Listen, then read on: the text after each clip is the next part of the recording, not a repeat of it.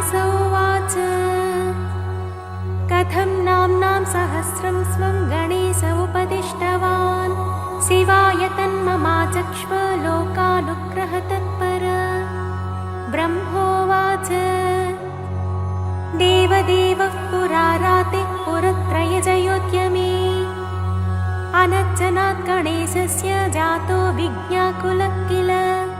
मनसा स विनिर्धार्य ततस्तद्विघ्नकारणं महागणपतिं भक्त्या समभ्यच्य यथाविधि विघ्नप्रशमनोपायमपृच्छदपराजितः सन्तुष्टः पूजया शम्भोर्महागणपति स्वयं सर्वविघ्नैकहरणं सर्वकामफलप्रदं। ततस्तस्मै स्वकं नाम्नां सहस्रमिदमब्रवीत् अस्य श्रीमहागणपतिसहस्रनाममालामन्त्रस्य महागणपति ऋषिः अनुष्टुप् छन्दः श्रीमहागणपतिर्देवतागं बीजम् ॐ शक्तिः स्वाहा कीलकम्। श्रीमहागणपतिप्रसादसिद्ध्यर्थे जपे विनियोगः। ध्यानं गजवदनमचिन्त्यं तीक्ष्णदंष्ट्रं त्रिनेत्रं बृहदुदरमशेषं भूतिराजं पुराणम् अमरवरसुपूज्यं रक्तवर्णं सुरेशं पशुपतिसुतमीशं विघ्नराजं नमामि। स्तोत्रम् गणेश्वरो गणक्रीडो गणनाथो गणाधिपः एकदंष्ट्रो वक्रतुण्डो गजवक्त्रो महोदरः लम्बोदरो धूम्रवर्णो विकटो विघ्ननायकः सुमुखो दुर्मुखो बुद्धो विघ्नराजो गजाननः भीमप्रमोद आमोदः सुरानन्दो मदोत्कटः हेरम्बः शम्बरः शम्भुर्लम्बकर्णो महाबलः नन्दनो लम्पटो भीरोर्मेघनादो गणञ्जयः विनायको विरूपाक्षो धीरशूरो वरप्रदः महागणपतिर्बुद्धिप्रियः क्षिप्रप्रसादनः रुद्रप्रियो गणाध्यक्ष उमापुत्रो घनासनः कुमारगुरुरीशानपुत्रो मूषकवाहनः सिद्धिप्रियः सिद्धिपतिः सिद्धः सिद्धिविनायकः अविघ्नस्तुम्बुरुः सिंहवाहनो मोहिनीप्रियः कटङ्कटो राजपुत्रः शालकः संमितोमितः कूष्माण्डसामसम्भूतिर्दुर्जयो जयः भूपतिर्भुवनपतिर्भूतानां पतिरव्ययः विश्वकर्ता विश्वमुखो विश्वरूपो निधिर्गृणिः कविः कवीनां वृषभो ब्रह्मण्यो ब्रह्मणस्पतिः ज्येष्ठराजो निधिपतिर्निधिप्रियपतिप्रियः हिरण्मयपुरान्तस्थः सूर्यमण्डलमध्यगः कराहतिध्वस्तसिन्धुसलिलकोशदन्तभित् उमाङ्ककेलिकुतुकी मुक्तिदः कुलपालनः किरीटी कुण्डलीहारी वनमाली मनोमयः वैमुख्यः तदैत्यश्री पादहतिजितक्षितिः सद्यो जातस्वर्णमुञ्जमेखली दुर्णमित्तहृत् दुःस्वप्नहृत्प्रसहनो गुणीनादप्रतिष्ठितः स्वरूपः सर्वनेत्राधिवासो वीरासनाश्रयः पीताम्बरः खण्डधरः खण्डेन्दुकृतशेखरः चित्राङ्कश्यामदसनो भालचन्द्रश्चतुर्भुजः योगाधिपस्तारकस्थः पुरुषो गजकर्णकः गणाधिराजो विजयस्थिरो गजपतिध्वजी देवदेवः स्मरप्राणदीपको वायुकीलकः विपश्चिद्वरदो नादोन्नादभिन्नबलाहकः वराहरदनो मृत्युञ्जयो व्याघ्राजिनाम्बरः इच्छाशक्तिधरो देवत्राता दैत्यविमर्दनः शम्भुवक्त्रोद्भवः शम्भुकोपः शम्भुहास्यभूः शम्भुतेजः वासोकहारी गौरी सुखावः उमाङ्गमलजो गौरी तेजो भूस्वधुनी भवः यज्ञकायो महानादो गिरिवश्माशुभाननः सर्वात्मा सर्वदेवात्मा ब्रह्ममोद्धाकुकुप्श्रुतिः ब्रह्माण्डकुम्भश्चिद्व्योमफालः सत्यशिरोरुहः जगज्जन्मलयोन्मेषनिमेषोऽन्यर्कसोमतृक् गिरीन्द्रैकरदो धर्माधर्मोष्टः सामबृंहितः ग्रहः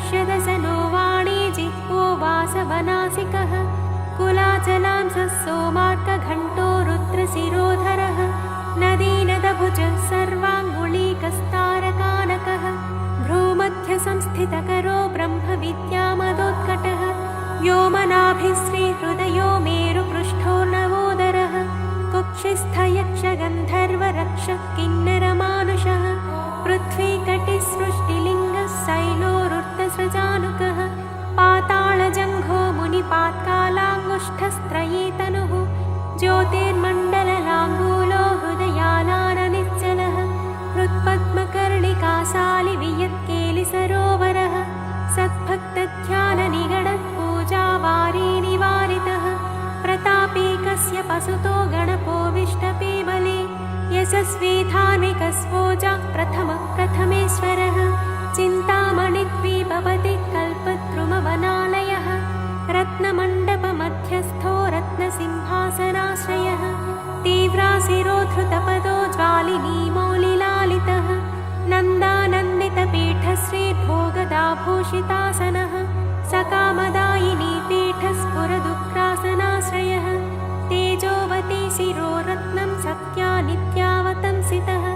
सविज्ञनाशिनी पीठः सर्वशक्त्यम्बुजाश्रयः लिपिपद्मासनाधारो वह्निधामत्रयाश्रयः उन्नतप्रपदो गूढगुल्पः संवृत्तपाष्णिकः पीनजङ्घश्लिष्टजानुस्थूलोरुप्रोन्नमत्कटिः निम्ननाभिस्थूलकुक्षिः पीनवक्षा बृहद्भुजः पीनस्कन्धः कम्बुकण्ठो लम्बोष्ठो लम्बनासिकः भग्नवामरदस्तुङ्गसव्यदन्तो महाहनुः ह्रस्वनेत्रत्रयशूर्पकर्णो निबिडमस्तकः स्तबकाकारुकुम्भाग्रो रत्नमौलिर्नरङ्कुशः सर्पहारकटीसूत्रः सर्पयज्ञोपवीतवान् सर्पकोटीरकटकः सर्पग्रैवेयकाङ्गदः सर्पकक्षोदराबन्धः सर्पराजोत्तरीयकः रक्तो रक्ताम्बरधरो रक्तमाल्यविभूषणः रक्तेक्षणो रक्तकरो रक्तताल्मोष्ठपल्लवः श्वेतश्वेताम्बरधर श्वेतमाल्यविभूषणः श्वेतातपत्ररुचिरः श्वेतचामरवीजितः सर्वावयवसम्पूर्ण सर्वलक्षणलक्षितः सर्वाभरणशोभाढ्यः सर्वशोभासमन्वितः सर्वमङ्गलमाङ्गल्यः सर्वकारणकारणं सर्वदैककरस्साङ्गी बीजापूरी गदाधरः इक्षुचापधरः शूली चक्रपाणिः सरोजभृत् पाशीधृतोत्पलशाली मञ्जरीभृत् स्वदन्तभृत् कल्पवल्लीधरो विश्वाभयदैककरो वशी अक्षमालाधरो ज्ञानमुद्रावान्मुक्तरायुधः पूर्णपात्रीकम्बुधरो विधृतालिसमुत्ककः मातुलुङ्गधरश्चोतकलिकाभृत्कुटारवान् पुष्करस्थस्वर्णघटी पूर्णरत्नाभिवर्षकः अतिसुन्दरीनाथो विनायकरतिप्रियः महालक्ष्मीप्रियतमः सिद्धलक्ष्मी मनोरमः रमा रमेशपूर्वाङ्गो दक्षिणो मामहेश्वरः महीवराह वामाङ्गो रतिकन्दर्पपश्चिमः आमोदमोदजननः सप्रमोदप्रमोदनः समेधितसमृद्धः श्रीरुद्धिसिद्धिप्रवर्तकः दत्तसौमुख्यसुमुखः कान्तिकन्दलिताश्रयः मदनावत्याश्रिताङ्घ्रिकृतधौर्मुख्यदुर्मुखः विघ्नसम्पल्लवोपज्ञसेवो निद्रमदद्रवः विघ्नकृन्निघ्नचरणो द्राविणी शक्तिसत्कृतः तीव्रा प्रसन्ननयनो ज्वालिनी पालितैकदृक् मोहिनी मोहनो भोगदायिनी कान्तिमण्डितः कामिनी कान्तवक्त्रश्रीरधिष्ठितवसुन्धरः वसुन्धरावदोन्नद्धमहाशङ्खनिधिप्रभुः नमद्वसुमतीमौलिमहापद्मनिधिप्रभुः सर्वसद्गुरुसंसेव्यः शोचिष्केशहृदाश्रयः ईशानमूर्धा देवेन्द्रशिखा पवननन्दनः अग्रप्रत्यग्रनयनो दिव्यास्त्राणां प्रयोगवित् ऐरावतादिसर्वासा वारणावरणप्रियः वज्राद्यस्त्रपरिवारो गणचण्डसमाश्रयः जया जय परिवारो विजया विजयावहः अजिताचितपादाब्जो नित्यानित्यवतंसितः विलासिनी कृतोल्लासः सौण्डी सौन्दर्यमण्डितः अनन्तानन्तसुखदः सुमङ्गलसुमङ्गलः इच्छा शक्तिक्रियाशक्तिनिषेवितः सुभगा संश्रितपदो ललिता ललिताश्रयः कामिनी कामनः काममालिनी केळिलालितः सरस्वत्याश्रयो गौरी नन्दनः श्रीनिकेतनः गुरुगुप्तपदो वाचा सिद्धो वागीश्वरीपतिः नलिनी कामुको वामा रामो ज्येष्ठा मनोरमः रौद्रे मुद्रितपादाब्जो हुम्बीजस्तुङ्गशक्तिकः विश्वादिजननत्राणः स्वाहा शक्तिः सकीलकः अमृताब्धिकृता वासो मदघूर्णितलोचनः उच्छिष्टगण उच्छिष्टगणेशो गणनायकः सार्वकालिकसंसिद्धिर्नित्यशैवो दिगम्बरः अनपायोऽनन्तदृष्टिरप्रमेयो जरामरः अनाविलो प्रतिरथो यच्युतो मृतमक्षरम् अप्रतत्योक्षयो जय्यो नाधारो नामयोमलः अमोघसिद्धिरद्वैतमघोरो प्रमिताननः अनाकारोऽब्धिभूम्यग्निबलज्ञो व्यक्तलक्षणः आधारपीठ आधार आधाराधेयवच्चितः आखुकेतन आशापूरक आखुमहारथः इक्षुसागरमध्यस्थ इक्षुभक्षणलालसः इक्षुचापातिरेकश्रीरिक्षुचापनिषेवितः इन्द्रगोपसमानश्रीरिन्द्रनीलसमद्युतिः इन्दीवरदलश्याम इन्दुमण्डलनिर्मलः इत्वप्रिय इडाभाग इडाधामेन्दिराप्रियः इक्ष्वाकुविघ्नविध्वंसी इति कर्तव्यतीप्सितः ईशानमौलिरीशान ईशानसुत इतिः ईषणात्रयकल्पान्त ईहा मात्रविवच्चितः उपेन्द्र उडुभृन्मौलिरुण्डेरकबलिप्रियः उन्नतानन उत्तुङ्ग उदारत्रिदशाग्रणीः पूज्यस्वानोष्मलमद ऊहापोहदुरासदः ऋग्यजुस्सामसम्भूतिर्वृद्धिसिद्धिप्रवर्तकः ऋजुचित्तैकसुलभः ऋणत्रयविमोचकः लुप्तविज्ञस्वभक्तानां लुप्तशक्तिः सुरद्विषा लुप्तश्रीविमुखाचानां लूताविस्फोटनाशनः एकारपीठमध्यस्थ एकपादकृतासनः एजिताखिलदैत्यश्रीरेधिकाखिलसंश्रयः ऐश्वर्यनिधिरैश्वर्यमैहिकामुष्मिकप्रदः ऐरम्मदसमोन्मेष ऐरावतनिभाननः ओङ्कारवाच्य ओङ्कार ओजस्वानोषधीपतिः औदार्यनिधिरौद्धत्यधुर्य औन्नत्यनिस्मनः अङ्कुशस्सुरनागानामङ्कुशस्सुरविद्विषाम् अस्समस्तविसर्गान्तपदेषु परिकीर्तितः कमण्डलुधरः कल्पः कपर्दी कलभाननः कर्मसाक्षी कर्मकर्ता कर्मा कर्मफलप्रदः कदम्बगोलकाकार कूष्माण्डगणनायकः कारुण्यदेहः कपिलः कथकः कटिसूत्रभृत् खर्वः खड्गप्रियः खड्गखातान्तस्थः खनिर्मलः खल्वाटशृङ्गनिलयः खट्वाङ्गी खदुरासदः गुणाढ्यो गहनोगस्थो गद्यपद्यसुधार्णवः गद्यगानप्रियो गज्जो गीतगीर्वाणपूर्वजः गुह्याचाररतो गुह्यो गुह्यागमनिरूपितः गुहाशयो गुहाब्धिस्थो गुरुगम्यो गुरोर्गुरुः घण्टाघर्करिकामाली घटकुम्भो घटोदरः चण्डश्चण्डेश्वरसुहृच्चण्डीशश्चण्डविक्रमः चराचरपतिश्चिन्तामणिचर्वणलालसः छन्दश्छन्दो वपुश्छन्दो दुर्लक्ष्यश्छन्दविग्रहः जगद्योनिर्जगत्साक्षी जगदीशो जगन्मयः जपो जपपरो जप्यो जिह्वा सिंहासनप्रभुः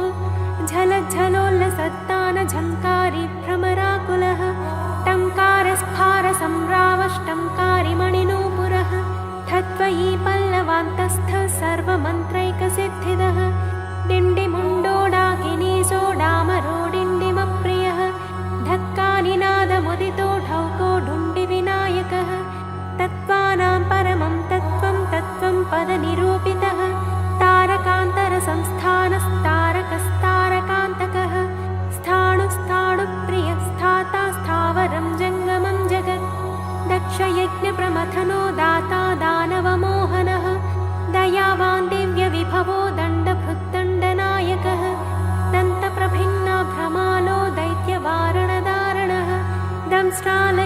नृपघटो देवार्थनृगजाकृतिः धनधान्यपतिर्धन्यो धनदो धरणीधरः ध्यानैकप्रकटो ध्येयो ध्यानं ध्यानपरायणः नन्द्यो नन्दिप्रियो नादो नादमध्यप्रतिष्ठितः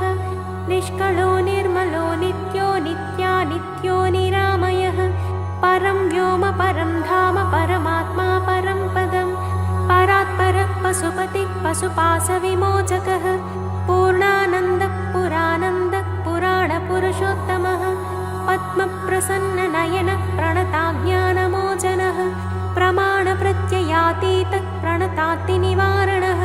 फलहस्तः फणिपतिः भेत्कारफाणितप्रियः बाणाचिताङ्घ्रियुगलो बालकेलिकुतूहली ब्रह्मचितपदो ब्रह्मचारी बृहस्पतिः बृहत्तमो ब्रह्मपरो ब्रह्मण्यो ब्रह्मवित्प्रियः बृहन्नादाग्र्यचीत्कारो ब्रह्माण्डावलिमेखलः भ्रूक्षेपदत्तलक्ष्मीको भद्गो भद्रो भयापहः भगवान् भक्तिसुलभो भूतिदो भूतिभूषणः भव्यो भूतालयो भोगदाता भ्रूमध्यगोचरः मन्त्रो मन्त्रपतिर्मन्त्री मदमत्तमनोरमः मेखलावान् मन्दगतिर्मतिमत्कमलेक्षणः महाबलो महावीर्यो महाप्राणो महामनाः यज्ञो यज्ञपतिर्यज्ञगोप्ता यज्ञफलप्रदः यशस्करो योगगम्यो याज्ञिको याजकप्रियः रसो रसप्रियो रस्यो रञ्जको रावणाचितः रक्षो रक्षाकरो रत्नगर्भो राज्यसुखप्रदः लक्ष्यं लक्ष्यप्रदो लक्ष्यो लयस्थो लट्टुकप्रियः लानप्रियो लास्यपरो लाभक्रुल्लोकविश्रुतः वरेण्यो वह्निवदनो वन्द्यो वेदान्तगोचरः विकर्ता विश्वतश्चक्षुर्विधाता विश्वतोमुखः वामदेवो विश्वनेता वज्रवज्रनिवारणः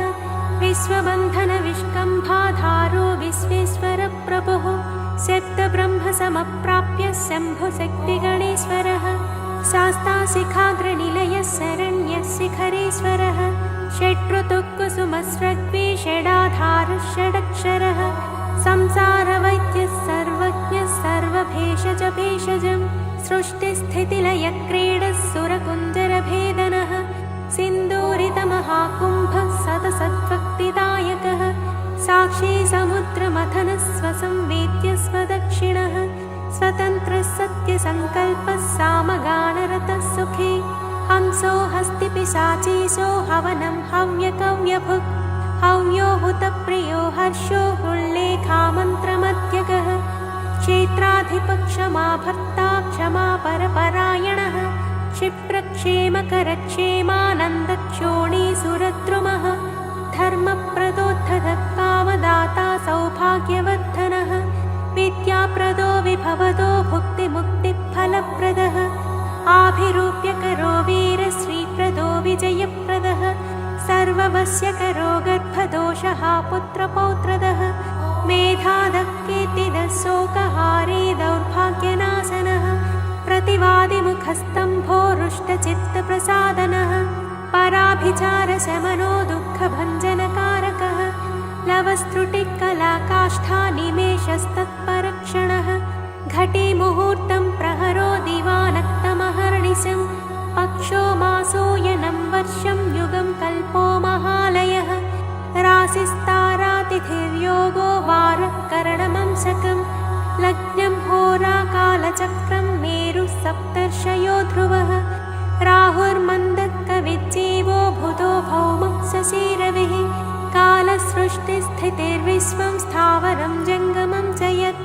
घोरापोऽग्निर्मरुद्व्योमाहङ्कृतिः प्रकृतिः पुमान् ब्रह्मा विष्णु शिवो रुद्र ईशः शक्तिः सदाशिवः त्रिदशाः पितरः सिद्धा यक्षा रक्षांसि किन्नराः साध्या विद्याधरा भूता मनुष्या पशवः खगाः समुद्रा सरितः शैला भूतं भव्यं भवोद्भवः साङ्ख्यं पातं जलं योगः पुराणानि श्रुतिस्मृतिः वेदाङ्गानि सदाचारो मीमांसा न्यायविस्तरः आयुर्वेदो धनुर्वेदो गान्धर्वं काव्यनाटकं भागवतं सात्वतं पाञ्चरात्रकं शैवं पाशुपतं कालामुखं भैरवशासनं शाक्तं वैनायकं सौरं जैनमार्हतसंहिता सदसत्व्यक्त्यमव्यक्तं सचेतनमचेतनं बन्धो मोक्षसुखं भोगो योगः सत्यमणुर्महान् स्वस्ति हुं फट् स्वधा स्वाहा श्रौषट्वौषट्वषण्णमः ज्ञानं विज्ञानमानन्दो बोधः संविच्छमो यमः एक एकाक्षराधार एकाक्षरपरायणः एकाग्रधीरेकवीर एकानेकस्वरूपधृक् द्विरूपोद्विभुजोद्व्यक्षोद्विरदोद्वीपरक्षकः द्वैमातुरोद्विवदनोद्वन्द्वातीतोद्वयादिगः त्रिधा मातृकरस्त्रेता त्रिवर्गफलदायकः त्रिगुणात्मा त्रिलोकादिस्त्रिशक्तिशस्त्रिलोचनः चतुर्बाहुश्चतुर्दंशश्चतुरात्मा चतुर्मुखः चतुर्विधोपायमयश्चतुर्वर्णाश्रमाश्रयः चतुर्विधवचो वृत्तिपरिवृत्तिप्रवर्तकः चतुर्थीपूजनप्रीतश्चतुर्थीतिथिसम्भवः पञ्चाक्षरात्मा पञ्चात्मा पञ्चास्य पञ्चकृत्यकृत् पञ्चाधार पञ्चवर्ण पञ्चाक्षरपरायणः पञ्चताल पञ्चकर पञ्चप्रणवभावितः पञ्चब्रह्ममयस्फूर्ति पञ्चावरणवारितः पञ्चभक्ष्यप्रियः पञ्चबाण पञ्चशिवात्मकः षट्कोणपीठः षट्चक्रधामा षट्ग्रन्थिभेदकः षडध्वध्वान्तविध्वंसी षडङ्गुलमहाप्रदः षण्मुखः षण्मुखभ्राता षट्शक्तिपरिवारितः षड्वैरिवर्गविध्वंसी षडूर्मिभयभञ्जनः षट्तर्कदूरः षट्कर्मनिरतः षट्रसाश्रयः सप्तपातालचरणः सप्तद्वीपोरुमण्डलः सप्तस्वर्लोकमुकुटः सप्तशक्तिवरप्रदः सप्ताङ्गराज्यसुखदः सप्तर्षिगणमण्डितः सप्तच्छन्दोनिधिः सप्तहोता सप्तस्वराश्रयः सप्ताब्धिकेलिकासारः सप्तमातृनिषेवितः सप्तच्छन्दोमोदमदः सप्तच्छन्दोमखप्रभुः अष्टमूर्तिध्येयमूर्तिरष्टप्रकृतिकारणम् अष्टाङ्गयोगफलभूरष्टपत्राम्बुजासनः अष्टशक्तिसमुद्रश्रीरष्टैश्वर्यप्रदायकः अष्टपीठोपपीठश्रीरष्टमातृसमावृतः अष्टभैरवसेव्योष्टवसुवन्द्योष्टमूर्तिभृत् अष्टचक्रस्फुरन्मूर्तिरष्टद्रव्यः विप्रियः नवनागासनाध्यासी नवनिध्यनुशासित नवद्वारपुराधारो नवाधारनिकेतनः नवनारायणस्तुत्यो नवदुर्गानिषेवितः नवनाथमहानाथो नवनागविभूषणः नवरत्नविचित्राङ्गो नवशक्तिशिरोधृतः दशात्मको दशभुजो दशदिक्पतिवन्दितः दशाध्यायो दशप्राणो दशेन्द्रियनियामकः दशाक्षरमहामन्त्रो दशासाव्यापि विग्रहः एकादशादिभिरुद्रैस्तुत एकादशाक्षरः द्वादशोत्तण्डदोत्तण्डो द्वादशान्तनिकेतनः त्रयोदशाभिधा भिन्नविश्वे देवाधिदैवतम् चतुर्दशेन्द्रवरदश्चतुर्दशमनुप्रभुः चतुर्दशादिविद्याढ्यश्चतुर्दशजगत्प्रभुः सामपञ्चदश पञ्चदशी शीतांशुनिर्मलः षोडशाधारनिलयः षोडशस्वरमातृकः षोडशान्तपदावासः षोडशेन्दुकलात्मकः कलासप्तदशी सप्तदशः सप्तदशाक्षरः अष्टादशद्वीपपतिरष्टादशपुराणकृत् अष्टादशौषधिसृष्टिरष्टादशविधिस्मृतः अष्टादशलिपिव्यष्टिसमष्टिज्ञानकोविदः एकविंशः पुमानेकविंशत्यङ्गुलिपल्लवः चतुर्विंशतितत्त्वात्मा पञ्चविंशाख्यपूरुषः सप्तविंशतितारेशः सप्तविंशतियोगकृत् द्वात्रिंशत्भैरवाधीशश्चतुस्त्रिंशन्महाह्रदः षट्त्रिंशत्तत्त्वसम्भूतिरष्टत्रिंशत्कलातनुः नमदेकोनपञ्चाशन्मरुत्वर्गनिरर्गलः पञ्चाशदक्षरश्रेणी पञ्चाशद्रुद्रविग्रहः पञ्चाशद्विष्णुशक्तिशः पञ्चाशन्मातृकालयः द्विपञ्चाशत्वपुश्रेणी त्रिषष्ट्यक्षरसंश्रयः चतुष्षष्ट्यर्णनिर्णेता चतुष्षष्टिकलानिधिः चतुष्षष्टिमहासिद्धयोगिनी वृन्दवन्दितः अष्टषष्टिमहातीर्थक्षेत्रभैरवभावनः